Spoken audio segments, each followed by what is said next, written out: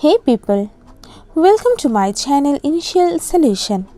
Today in this video, I'm going to show you how to delete Instagram account on Android.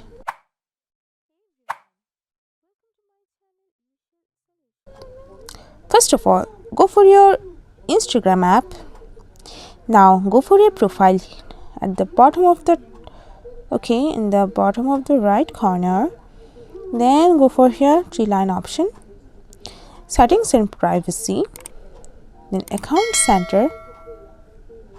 Scroll down, go for here personal details. Now go for account ownership and control.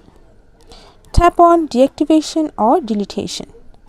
Now choose your account, then go for delete account. Tap on continue. Now you can choose your problem here.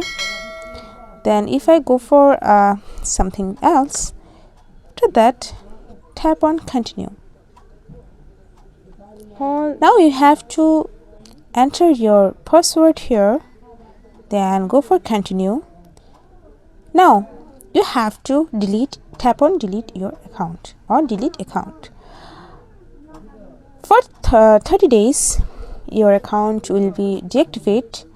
Then after 30 days your account will be deleted.